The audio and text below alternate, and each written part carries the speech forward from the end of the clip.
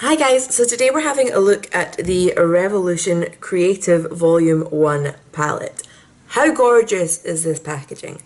I mean, even the cardboard box that came within has the same thing, but this is just gorgeous. See if they brought out a whole collection with packaging like this, you know, in the same way that at Halloween they printed the outside of the lipsticks, I would be over the moon. I would buy so much of this just for the joy of carrying beautiful makeup, which is really sad. But anyway, this has got 24 shades. It is sold as a makeup pigment palette rather than eyeshadow, and there's 24 shades of 0.017 ounces or 0.5 grams. It costs a grand total of £10 and it is cruelty free and vegan, which is really surprising when you see what brighter pink they managed to get. So all the shades in this do have names, which is, you know, something that doesn't always happen in the very affordable drugstore palette range. So straight off, you know, we're missing like a kind of highlight shade. The black within here isn't, you know, jet black, but we have a great range of colours other than that. You know, we've got some nice neutrally shades around about spotted everywhere. We've got a good few nice dark shades to play with. We've got a lot of good brights to play with. So, you know, nice range. You'll get a wide range of looks out of it. But obviously we want to see how it performs. I've done my makeup using it today, and let's see how that went. Right, so with this packaging, I'm obviously feeling inclined to do something peacocky coloured inspired. So, first thing we see when we open this is there's not really anything to use as a brow bone colour for me. We do have a nice big mirror though, which makes a nice change. So I'm going to do my usual cheat and go into Pearl from Makeup Obsession as my brow bone colour. I've already got my NYX Proof It on, and if my voice sounds funny, I'm really sorry. I think I'm coming down with something yet again, which is annoying me. So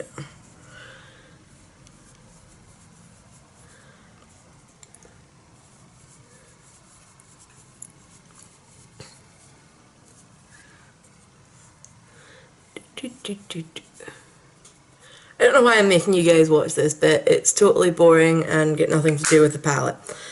Anyway, so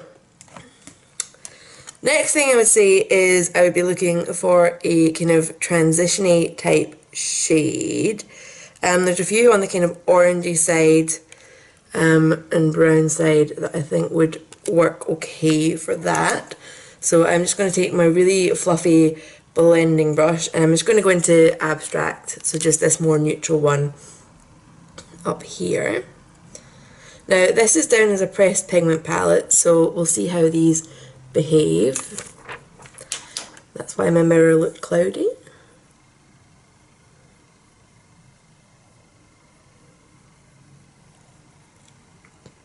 Yeah, that's nice actually. Definitely coming up the colour that's in the palette. And if these all come up that true to how they look in the pan, this is going to be a very fun palette to play with.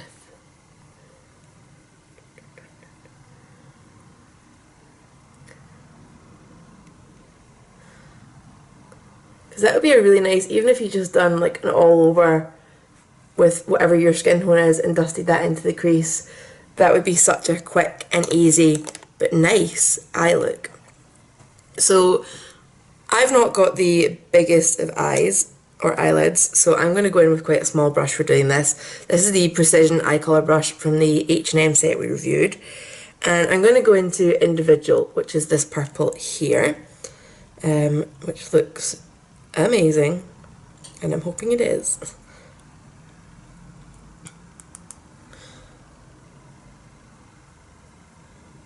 Oh yeah, that's so true to colour. I'm going to zoom you in a wee bit more so that you can enjoy this properly.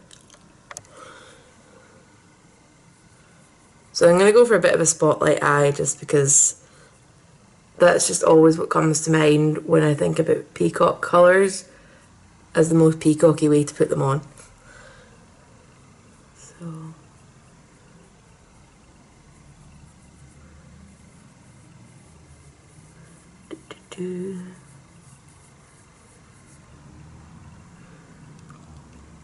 So this does seem to work a lot better for packing than swiping, but that's kind of generally how pigments would behave, so that's to be expected. But it's still relatively easy to work with as long as you remember that it is a pressed pigment rather than an eyeshadow. So the difference is really just what extra ingredients are kind of in there, and those extra ingredients kind of, you know, affect the way something applies and blends and plays with brushes, really. So pigment just doesn't have as many of those ingredients, so it's just all colour.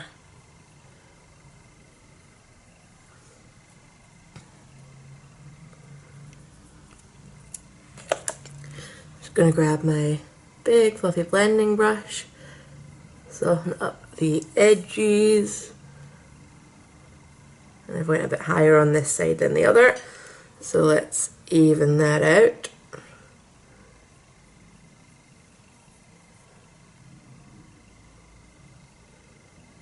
But I'm going to put a bit more of a corner on this as well.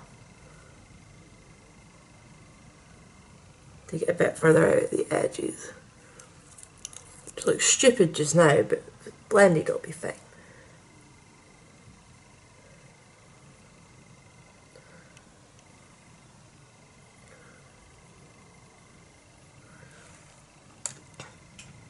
Yeah. Cool. Right. So middle colour I want to play with. I really want to play with this colour Magic Trick, but I think that's just going to be a bit too dark and won't really show up.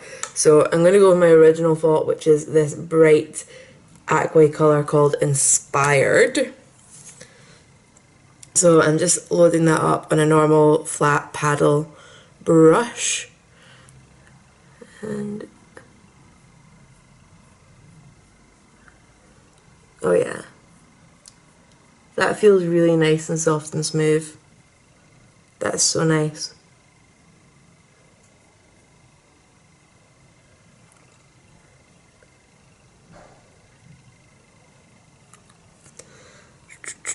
Where did I put my fluffy brush? There, it's gone. So just kind of soften those edges just a little bit, nothing too drastic. And then if you need to go back and brighten up the middle, do that. Okay. And then there was one more bit that I wanted to do, and I'm just going to take a really, really tiny detail-y type brush, and we're going to go into Trendsetter, this bright, bright yellow, and hopefully this is going to fulfill my vision.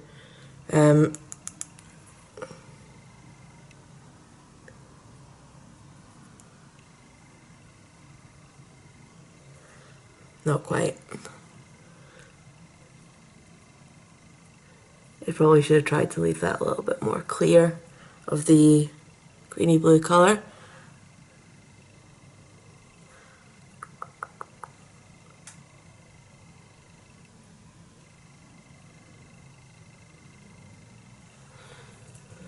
So now that just looks a bit weird.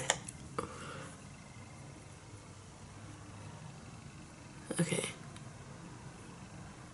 Dusting it down, now it's just giving a little bit of extra kind of dimension and shade of green, because you know when you get into the middle of the peacock feather the colours tend to change like that. So I'm going to go and quickly do the rest of my makeup. I might do some lower lash line once that's sorted, so I'll be back in a minute. Right, so I'm back in my almost done state. I want to deepen up this purple a little bit, so hopefully I won't get a lot of fallout.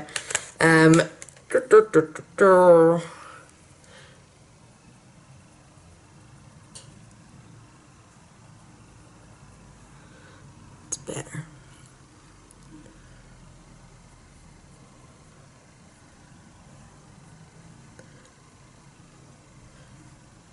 So with this sort of look, I really want to do an inner corner highlight, but we don't have any. There's literally nothing in this that's light enough for highlighting, so that is a little bit of a drawback straight off with this palette. It's a great range of colours, just missing one that I would say is pretty important. So I'm going to try that shade Magic Trick for my lower lash line, just because, like I said, I really want to play with that.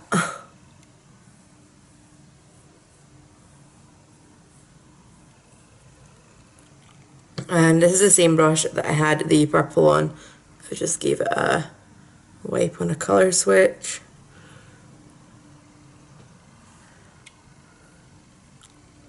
Okay. That looks a bit bare on its own. I've got a greeny peacock coloured eyeliner. This is from Kiko, so not part of this review in the slightest. But I feel like I just need something to fill in my waterline.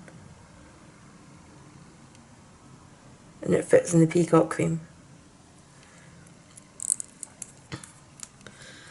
Whew. Right, so do I want liner? I want liner and mascara. So I'm just going to quickly do them off camera and sort this out for the day. But the time is 11:45 and we will see how this holds up throughout today. Right, so very quick finished product. As with so many looks, mascara and liner makes it look a million times better. So even if you're doing your makeup and you're thinking it doesn't look so great, wait till you get your mascara and liner on before you fully judge it. So I'll be wearing this all day, hopefully, and we will see how I get on. So I will be back again in a minute.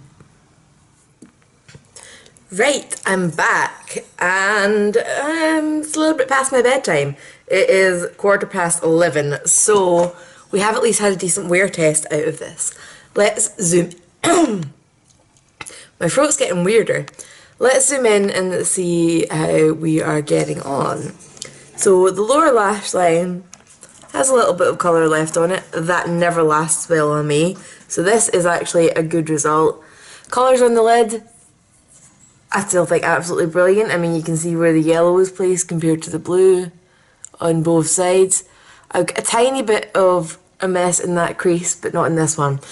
So, for some reason, this eye was watering again today, and it keeps doing this when I'm wearing, when I'm doing a wear test. And then somehow the water from my eye gets up onto my lid. So, we're going to consider this the test side, and this just me being a freak. Every time I do my eye makeup a little bit differently, if I'm doing the spotlight halo type eye, it seems to make this one water. Don't know. We'll never work it out. But yeah, so I'm taking this one as the true test.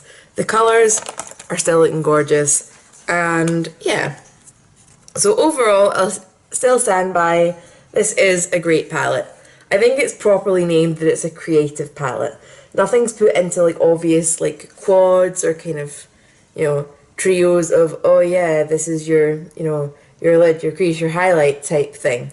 So you do have to be creative, and it's got enough of a range for you to be creative about different types of looks, whether they're colourful, whether they're neutral toned day to day, and that to me is brilliant. I do wish it had a highlight shade in there, and that's a bit of a bummer, but I would always have highlight anyway, so I guess I would just use whichever cheek highlight I was using as my eye highlight. And I'm just going to have to carry around my Makeup Obsession Pearl if I'm ever packing this palette. But then since everybody has different skin tones, maybe it is a good thing that colours like this aren't included. So, absolutely firmly into the goodbye category. Can't wait to see what volume 2 is, because if this is volume 1, that suggests there's going to be more. I wonder if they're going to keep the same pattern, if it's going to be something different, but I absolutely love this. And I don't know if this is picking up on camera, but this isn't actually completely flat where that pattern is. So this is just really, really, it does not at all look like a drugstore type palette. So if you've got any questions, leave them down below and I will get back to you. I am so off to bed. It's, yeah, so past my bedtime. Bye.